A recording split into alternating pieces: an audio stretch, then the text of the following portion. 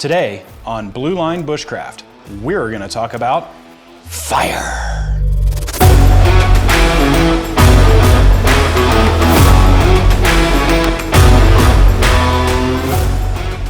So in addition to talking about fire today, I want to begin a series where I go through my Mystery Ranch Coulee 40 pack.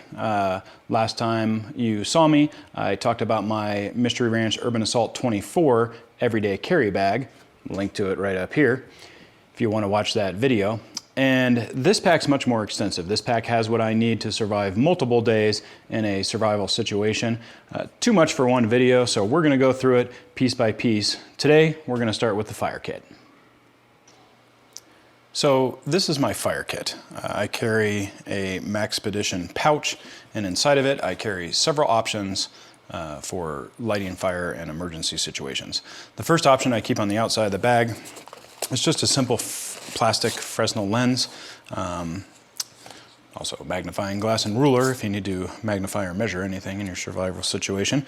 However, this will focus the beams from the sun into a fine enough point that it will ignite flammable materials such as tinder.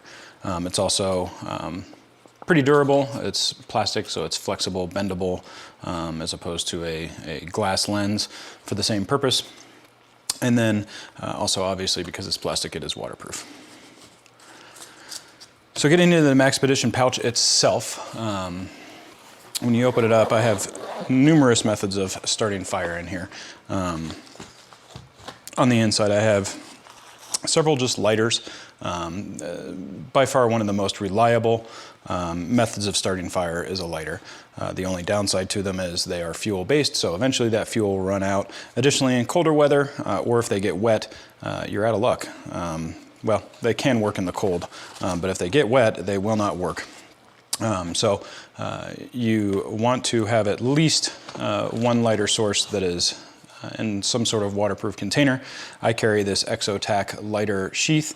It has a waterproof lid that pops off, sealed with a rubber O-ring, and once it's off, just like any lighter, standard Bic lighter fits in there and works. So hopefully if my pack got wet or something like that, it would have to get pretty wet to get through all the layers of the pack into this pouch, into this, and then still I've got this in there. So should be okay.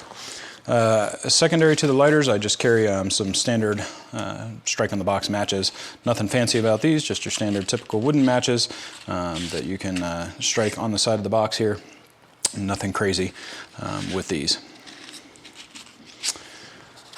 A little bit of an upgrade from your standard matches. I carry this UCO waterproof container that has what they call stormproof matches in it.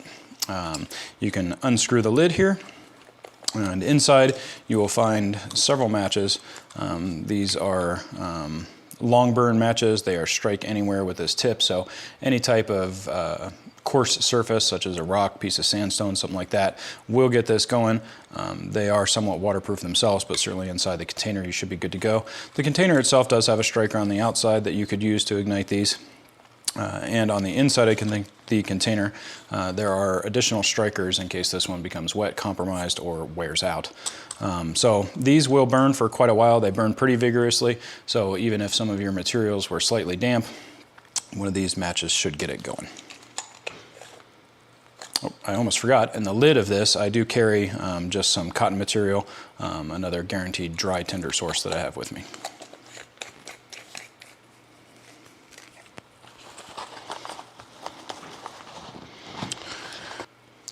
Moving on down the line, another waterproof fire starting solution is the good old trusty ferro rod. This one is a 1/2 inch rod. I've wrapped some duct tape around the tip of it on this end. Duct tape serves dual purpose. I can use it to repair things in the field, but also duct tape itself, because of the adhesive and the materials it's made out of, is pretty flammable. So it is ignitable by flame and can sustain a flame long enough to get more difficult tinder materials going. So that's the ferrocerium rod, straightforward enough, waterproof, 90-degree edged knife on it, strikes that will cast plenty of embers onto like a bird's nest to get your fire going. Another thing I carry in my fire kit, doesn't necessarily need to live in the fire kit, but mine does, is this UCO candle lantern. Its primary purpose and design, of course, is as a lantern. You pull this up, and a 9-hour burn time candle, I believe, is housed in here with a spring that continually pushes it up. And this will function as a nice little lantern. This is good for a number of uses. One, it will give you light in a nighttime situation or a dark situation. Secondarily, it puts off a fair amount of heat that if you were in a small enough and well sealed up enough shelter, it will put up enough heat to warm that shelter up significantly. And then as far as fire starting goes, if you find yourself in a situation where you have very compromised tinders, you can take this candle out, use one of these more reliable but expendable methods of lighting fire. Use that to light the candle, and then use your candle to dry out tinder, get it going past that onto kindling and on up to fuel. So think of this as a long burn lighter. You got lots of time with this to get more difficult tinder going. Moving along from that, getting into more primitive methods, I do carry this Esee steel striking steel.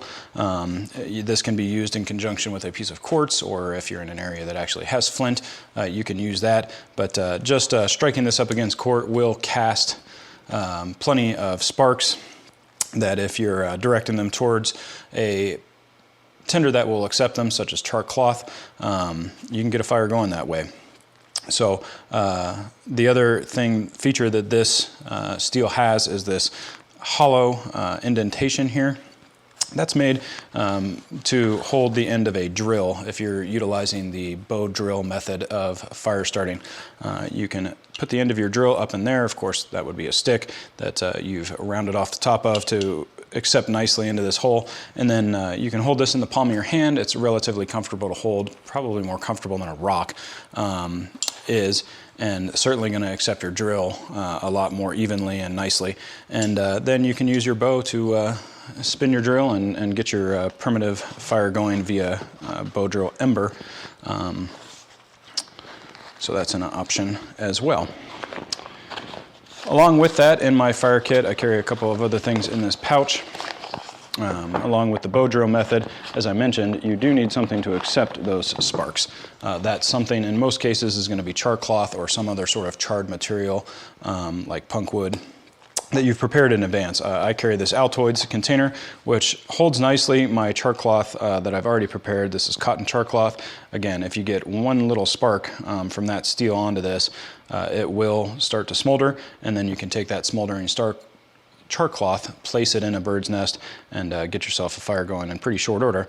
Underneath this card, just to keep them separate, I do carry extra material, in this case just cotton denim jean, old jeans that's been cut up and repurposed to one day become char cloth.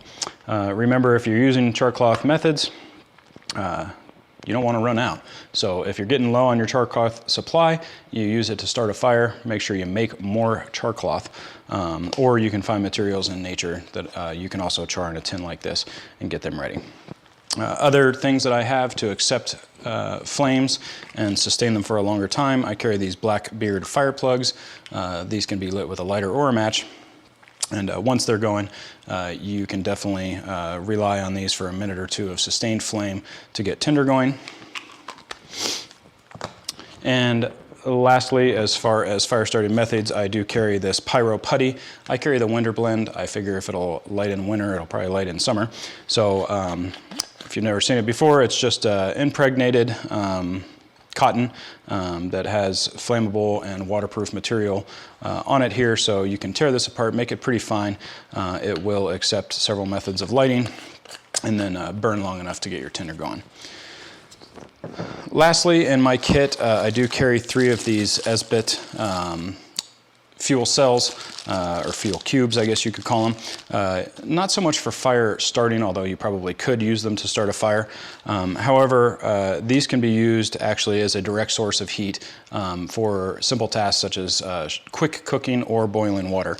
Along with these in my kit, I carry a collapsible and portable stove.